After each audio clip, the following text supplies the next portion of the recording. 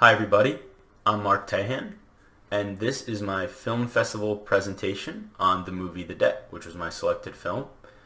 I am a senior here at Ramapo College of New Jersey. I am a business finance major, and let's dive right into it.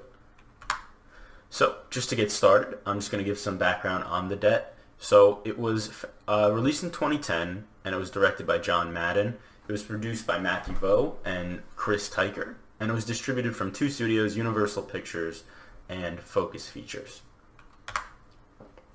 So, just to go off more background, who are the stars of the movie?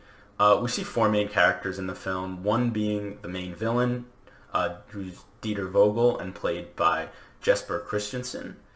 And for the rest of the actors, we're going to see two actresses or actors playing them because the movie's split in between two timelines, one that takes place in the 60s and one that takes place in the 90s.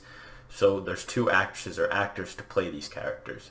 And the three main agents in the film that are set to capture the Doctor are Rachel Singer, who's played by Helen Mirren and Jessica Chastain, David Peretz, who's played by Ciaran Hinds and Sam Worthington, and Stephen Gold, who's played by Tom Wilkinson and Martin Koskas.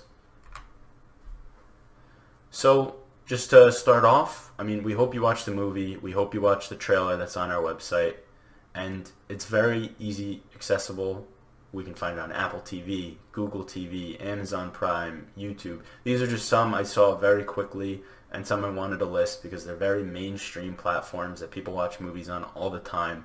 So if you got the chance to watch, it's not hard. Just a Google search, and I'm sure there's a ton of other ways you can watch the movie. So, what themes does this movie explore? And I thought this was very interesting because we see a theme that you don't always get to see in these movies, and this is Jewish revenge. And we see Jewish revenge in this film because it's a revenge story. It's them trying to get justice for a war criminal from World War II, who's a Dr. Birkenau, for doing all these horrible medical things that were not right. And they're trying to get him on trial and bring him back to Israel. So these agents have the job of capturing him and bringing him back to the country. And we also see Jewish strength throughout the film. These characters are very, very strong people. They're talented. They've learned accents. They're very skilled in fighting. They have all these skills. This isn't a weak Jewish person that would be perceived in certain films back in the 40s where you would see the Jewish person who is portrayed as weak and short or all these horrible stereotypes. No, these people are very strong and they're ready to take action against this doctor and they're ready to fulfill their mission. They're strong people, but they have to decide what revenge means, and that to them right now in the beginning of the film means to bring the doctor back so he can get committed for his war crimes.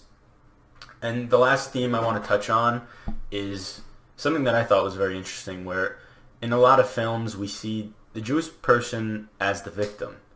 And although they're victimized, they've been hurt by what the Nazis have done to them in the Holocaust, they're not complete heroes in this film. They've messed up. They've done things they shouldn't have, and that really affects them throughout the film. They're not perfect, and they're actually not looked at maybe as great people at times because of the lies they've committed to their country and their families. And I think this was a very interesting take because you don't get to see this side of the Jewish community where they're the ones looked at not as a villain, but not looked at as great people, which is an interesting take. So I wanted to give a quick synopsis of the movie. This blurb explains it all. It was a 2010 espionage film, again, directed by John Madden, and it follows these three Mossad agents, Rachel, David, Stefan, and it's about them capturing this notorious criminal, the Dr. Birkenau, and bringing him back to Israel so he can get tried for his crimes.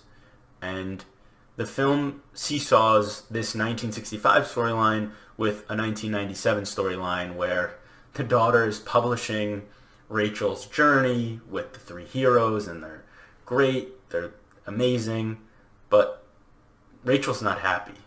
And we see this very early in the film. Why is Rachel not happy? Rachel's not happy because they've lied to their people. This heroic story isn't accurate. They did this to save their name and to make their country happy, but the revenge they got wasn't real revenge. The doctor, their plan messed up, and when this happened, they said that upon the doctor escaping, Rachel shot her at the last second, but in reality, this didn't happen. Rachel missed the shot, and because of that, the doctor escaped. The doctor was free to live, and they knew that the doctor would never talk, being a Nazi war criminal, so they said he was dead. They said they were able to hide him away, and they killed him. And that was that. This turned them into heroes to their country, but it made the three characters live in hell. They were liars to their family, they were liars to everybody around them, and everyone thought they were something they weren't. And this pays a huge toll of guilt. And this is why, going back, why these characters aren't viewed as these amazing people throughout the film. It paints the Jewish community, these Jewish people, in a very interesting light. But I want to go back and I want to put yourself in their shoes. Why they did the mission, how the story fulfills. I think there's a lot going with it. And the first note I have here is these agents have lived through the Holocaust and they lost so much from it. And this is a very true notion. Rachel is said to have lost her mother. David is said to be the only surviving member of his family from the Holocaust. And Stefan is a Jewish person, at the least, who suffered something. They don't get into a bigger deal of it. But these people have lost so much from the Holocaust. And now it's 20 years later. And now they're experiencing Nazism again. And we get to see this young first generation, which I think is very interesting, reacting to this. They were in the Holocaust, but they were kids. They grew up in concentration camps. How do they react now that they have this man right in front of them again? And the doctor is so evil, and he taunts them right in front of them that they won't kill him, that they won't do this, they won't do that.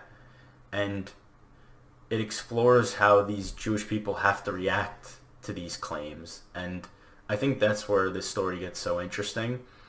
This scene, I have a picture of it to the right, is the doctor taunting Rachel and making fun of her dead mother, and that the Jewish people were never able to take action. And Rachel cries. Rachel breaks down because of all this trauma she had to endure. This isn't something you get to see in a lot of films because the Nazis are said to be defeated, but in this film they're still around and they're still getting punished. They're still not punished. Not all of them are punished for their crimes. And I think this is a very interesting take, and we get to see Jewish people in a post-Holocaust world, and that these actions that were committed to them 20 years later, they still feel the same things. If a Nazi is in front of them, they're going to feel the same sadness they felt 20 years ago, or the same anger. David is another character who's taunted by the doctor, and this time he beats up the doctor, which inevitably lets him to escape, but the anger or the emotions they have stored up within them have never left. They don't fulfill their mission of being these perfect agents because their emotions get to them too much, which in all honesty makes sense, but it makes them fail their mission, which is a very interesting tie-in. And what makes this movie so great, it's the balance of fulfilling a duty for your country about this horrible event that happened, but you also have to look them in the face because you're people. You've felt these emotions before, and now you're forced to face them again. Are you going to act like a perfect agent in these moments? Not them, and they lived with it. They lied, and they lied to their people because of it. And they have to live with that the rest of their lives.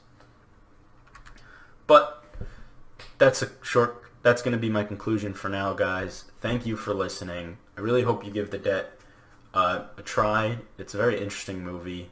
I don't think a lot of films get to explore the same things that this film does, and I think it's worth your time. So, thank you, and I hope everybody has a great day.